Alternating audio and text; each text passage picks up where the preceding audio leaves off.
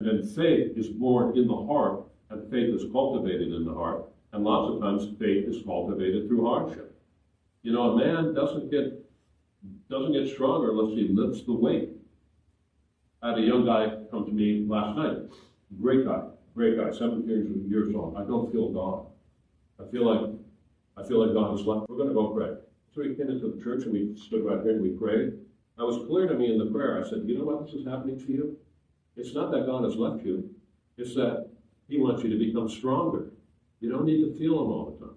You don't need to feel him all the time. That feeling was his point of assurance. I said sometimes sometimes life gets a little tough and it feels like God is far away.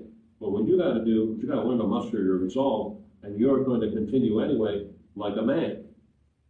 That's what a strong man does. He knows what's true, and he walks towards it, even if the path is difficult, even if it's hard to do. And I told him the same thing. I said, you know, a man's got to lift the weight, and he lifts weights. I said, are you going to get stronger if you don't lift the weight? And he goes, no. I said, well, and lifting the weight is painful, right? Yeah. And you don't really want to do it, right? Yeah, not really, but you're doing it because you want to be stronger, right? Yes. Faith is the same way. Walking with God is the same way. You'll be okay because he gets it now, but this is something that God himself is forming the image of Christ in him, and he's becoming a stronger man.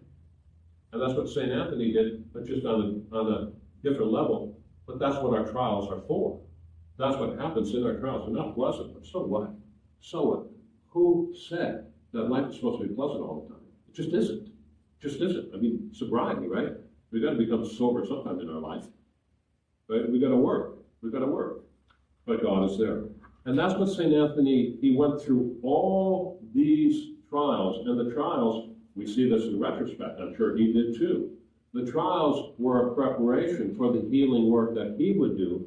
That healing work was tangible, concrete, palpable healing. I mean, people really got better.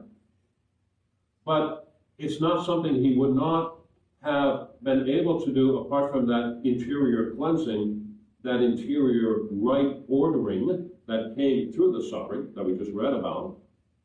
Because that suffering is what enabled that right ordering, because it compelled him to seek God more fervently, the communion deepened. Our culture doesn't know that exists, which means it's lost hope. That's what it means. It's lost hope. The real crisis in the West is the loss of hope and the loss of manly courage.